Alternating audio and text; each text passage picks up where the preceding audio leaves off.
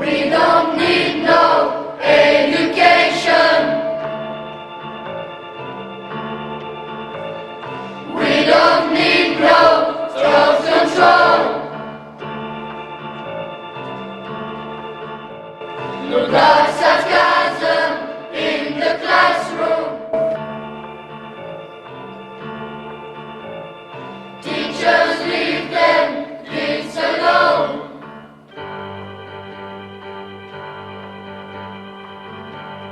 Hey!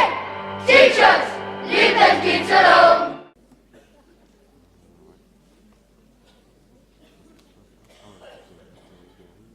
Bonsoir. J'ai une excellente nouvelle pour vous. Nous sommes tous d'accord. Les jeunes, les moins jeunes, les experts, les ignorants en la matière, nous sommes d'accord. Nous sommes d'accord pour dire que l'école, notre école, doit changer. Allez, demandez à un parent, il y a une bonne chance pour qu'il vous réponde que l'école, c'est plus comme avant. Ça doit changer. Demandez à un élève, et il vous dirait, l'école, ça devrait changer. C'est pas comme ça devrait être. Demandez à un vulgaire économiste et il vous dira, l'école, c'est pas très équitable ni très efficace. Ça devrait changer. Demandez aux enseignants, ils sont nombreux ce soir, et vous aurez vraisemblablement l'impression qu'eux aussi, ils pensent que l'école doit changer. Bien sûr, on sait qu'il y a une idée aussi ancienne que l'école, c'est que l'école doit changer. Et ce qu'il y a aussi, c'est que parmi tous ceux qui pensent que l'école doit changer, il y a beaucoup de cacophonie. Parce qu'il y a ceux qui veulent changer pour une raison, et puis il y a ceux qui veulent changer pour une autre raison, dans une direction, dans une autre direction. Il y a ceux qui rêvent de l'école de Jules Ferry, et puis il y a ceux qui rêvent de l'école avec des tablettes. Il y a ceux qui pensent que l'enseignement, c'est un mammouth, et puis il y en a qui pensent que l'enseignement est trop occupé avec des initiatives pédagogiques et des lubies nouvelles. Il y a ceux qui pensent que l'enseignement devrait apprendre plus, et d'autres qui pensent qu'il faudrait davantage apprendre à apprendre.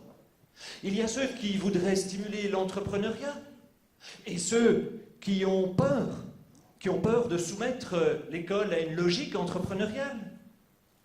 Il y a ceux qui ont peur du nivellement par le bas, et ceux qui ont peur du creusement des inégalités. Alors peut-être bien que l'école, comme on la connaît aujourd'hui, ce serait ce moyen terme entre toutes ces déceptions-là, de telle sorte qu'il ne faudrait pas changer. Mais non. Le statu quo, ça ne peut pas être une solution. Le statu quo ne peut pas être une solution non pas parce qu'il y a un chef d'entreprise qui dit que quoi, ou qu'il y a un taux de chômage qui... Non, il y a d'abord que l'école doit changer parce qu'il y a le mal-être chez trop d'enfants, chez trop d'enseignements et dans trop de familles. Alors, l'école doit changer. C'était ma bonne nouvelle. Mais j'ai une deuxième bonne nouvelle, et votre présence en témoigne. C'est qu'on a envie de faire quelque chose pour que ça change. Il y a d'abord tous ces enseignants. Tous ces enseignants, il y en a bien sûr des découragés, des désenchantés. Mais il y a surtout la très grande majorité de ces profs qui continuent de parler de ces fichus étudiants comme étant leurs élèves. Et puis il y a les directeurs d'école. Eux, ils avaient envie de donner cours et ils se retrouvent à remplir des papiers et à appliquer des formulaires. Et ça, c'est quand même pas mal. Et ils continuent de le faire avec enthousiasme et à parler de leur école. Et puis, il y a encore plein d'autres bonnes volontés. Il y a même des philanthropes, comme John, qui nous accueille ce soir, merci. Et puis il y a tous ces partenaires sociaux, ces syndicalistes, ces patrons, ces hommes politiques. Et figurez-vous qu'il y a même parfois l'un ou l'autre économiste qui aimerait aussi apporter sa petite pierre. Et j'ai une petite histoire personnelle pour vous, si vous me le permettez. En fait, il y a une bonne dizaine d'années, mon épouse avait eu connaissance de la mise en vente du côté d'Ouar d'un vieux bâtiment, là vous imaginez un vieux couvent. Et elle s'était mis en tête de transformer ça en un lieu d'accueil pour des jeunes, en rupture à la fois de famille et d'école. Et on les aurait accueillis, et on aurait appliqué une autre forme de pédagogie, et on aurait ainsi peut-être même, par l'exemple, contribué à une forme de refondation de l'école. Bon, bien sûr, c'était un fameux bâtiment, c'était trop lourd, humainement, financièrement. Et vous savez quoi? On n'a pas osé en parler aux copains. On n'a pas osé chercher à mobiliser d'autres personnes là-dessus. Et voilà. Oh, on avait d'autres soucis peut-être. Et puis le bâtiment, en fait, il était à vendre depuis des années. Alors, il n'y avait pas de sentiment d'urgence. Et puis un beau jour, on a appris que le bâtiment avait été vendu. Mais de toute façon, on était passé à autre chose. Alors pourquoi vous racontez ça? Pour 3 enseignements peut-être. Premier enseignement, c'est que il ne faut pas être simplement dans la nostalgie d'un idéal évanoui. Tel que ce qu'on fait aujourd'hui, c'est moins important que ce qu'on a rêvé un jour. On peut continuer à avoir sa petite vie. Deuxième élément, ne pas juger. Si vous êtes face à des gens qui ont baissé les bras, ne les jugez pas. Encouragez ceux qui continuent à se bouger, bien sûr, mais ne jugeons pas ceux qui n'ont plus cet enthousiasme, cette flamme-là. Et un troisième enseignement, c'est de ne pas désespérer de la politique. Parce que si, bien sûr, il faut avoir des initiatives sur le terrain, au jour le jour, bien sûr qu'une bonne part de la réponse doit venir de l'organisation du système scolaire. Et on pourrait même aller jusqu'à penser qu'il ne faudrait pas que ce que nous allons entreprendre individuellement, quotidiennement ou plus épisodiquement, servent d'alibi ou de cache-misère. Non, il y a à rappeler l'importance du politique. Et alors, à cet égard-là, et avec toute la modestie d'un économiste qui n'est absolument pas spécialisé en la matière et qui parle plein de sujets en genre fréquemment, je dirais ceci. Quelques réflexions, quitte à vous surprendre. Et la première, ce serait celle-ci. Normalement, d'un économiste, on s'attend à ce qu'il vous parle finance, sous, argent. Eh bien, première chose, quand on parle école, parlons moins d'argent. Refusons aussi cette forme perverse peut-être de matérialisme qui fait de voir les difficultés de l'école sous l'angle d'un manque d'argent. Alors bien sûr, avec des taux d'encadrement plus favorables, avec, on l'a vu tout récemment, des toilettes en meilleurs états pour nos enfants, avec tout cela, ça irait mieux.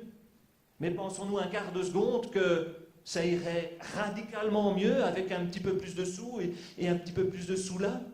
Non. Et d'ailleurs, le professeur Deschamps l'a bien montré, le premier problème de l'enseignement en communauté française de Belgique, ce n'est pas un manque de financement. Donc, l'argent, ne commençons pas par là. Ma deuxième réflexion, c'est que ça tombe bien, parce que l'argent, il n'y en aura pas. Ça, c'est plus logique d'un économiste comme moi de vous dire que l'argent ne sera pas là. Et pourquoi est-ce qu'il ne sera pas là?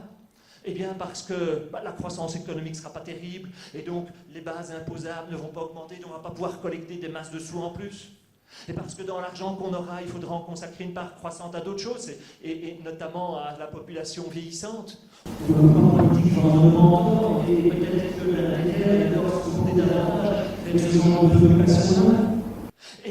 et parce que si l'Europe ne va pas connaître une belle croissance, il ne faut pas se leurrer, ni Bruxelles ni la Wallonie ne vont boomer demain. Avec les tests PISA comme on les connaît chez nous, on ne peut pas rêver que nous serons un îlot de prospérité dans un univers européen en stagnation. Je ne sais pas que ça va stagner, mais ce ne sera quand même pas terrible. Et ensuite, on sait que sur les 20 ans qui viennent, 6e réforme institutionnelle aidant, les transferts nord-sud vont aller inexorablement en diminuant. Donc, l'argent, n'y pensons pas, et c'est tant mieux. On va peut-être ici penser au ressentiment nietzschéen. Ce n'est pas tout. Ce n'est pas tout. Troisième chose, peut-être là aussi étonnante pour un économiste, on attend d'un économiste qui vous parle de compétitivité et concurrence. En fait, ce dont nous avons besoin, c'est de plus de collaboration, de plus de coopération. Et figurez-vous que même les économistes classiques à la Adam Smith, eh bien, ils nous parlaient déjà de cela. Et on a entendu ce côté.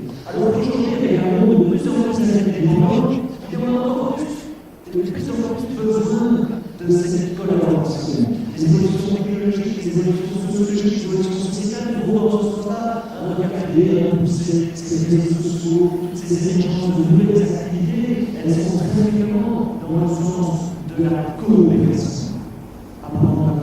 Et peut-être que l'école d'aujourd'hui, elle est héritée d'un temps où on voulait former, entre guillemets, de bons soldats, ou de bons soldats pour l'industrie manufacturière, où on n'avait pas d'abord et avant tout besoin d'émancipation, d'épanouissement, de collaboration. Non. Aujourd'hui, on a besoin d'émancipation, d'épanouissement, on a besoin de créativité, et on n'en a pas d'abord besoin pour des raisons économiques, même si ça aiderait, on en a d'abord besoin pour des raisons humaines. On a besoin de tout cela. Ma quatrième réflexion, ce sera un focus sur les inégalités. Alors, il y a quelques années, parler des inégalités, ça vous faisait paraître pour un altermondialiste mangeant du FMI au petit déjeuner. Aujourd'hui, on en parle à Davos. Et c'est sûr que c'est comme un paradoxe. Que notre école, qui n'est peut-être pas très riche en argent, mais qui est riche d'une compétence professionnelle incroyable, qui est riche de 100 000 personnes, eh bien, on ne parvienne pas à faire mieux, ou en tout cas moins mal, en matière d'inégalité. Et à cet égard, ben voilà, au nord et au sud du pays, on est vraiment frères, parce que les performances scolaires sont différentes, mais en termes d'inégalité, l'un vaut l'autre. Et enfin, une dernière petite réflexion. Vous l'aurez lu, c'est un buzzword à la mode. On ne va pas parler de révolution dans l'école, mais on va se demander s'il ne faut pas avoir une approche disruptive. Oui, c'est comme ça qu'on dit aujourd'hui. Disruptive. Et c'est vrai que c'est Wikipédia qui a fait Wikipédia. C'est pas Larousse qui est devenu Wikipédia. Et c'est vrai que la voiture de demain, c'est vraisemblablement pas Ford ou General Motors, mais des Tesla qui vont venir avec des idées novatrices. Alors il faut écouter les experts que vous êtes, les experts dont nos universités sont riches, bien entendu, mais il faut aussi penser large, ouvrir les fenêtres. Voilà ce que j'avais eu envie de vous dire en réponse à l'invitation de John, en vous laissant avec une conclusion. Une conclusion, c'est que les défis sont là, les insatisfactions sont là, les inégalités sont là, les résultats PISA sont là, mais les potentialités sont là. La seule chose qui n'est pas là, c'est l'argent, mais on fera ça. Et on se souviendra, pour être sûr de ne pas se démobiliser, de la formidable phrase de Camus. On est en 1957. Il vient de recevoir le prix Nobel. Et il écrit à un certain Louis Germain, qui était son instituteur 30 ans plus tôt. Et qu'est-ce qu'il écrit à Louis Germain? Il lui dit, sans vous, sans cette main affectueuse que vous avez tendue au petit enfant pauvre que j'étais, sans votre enseignement et votre exemple, tout cela ne serait pas arrivé. Je vous embrasse de toutes mes forces. Moi, je vous remercie. Je vous souhaite une excellente soirée.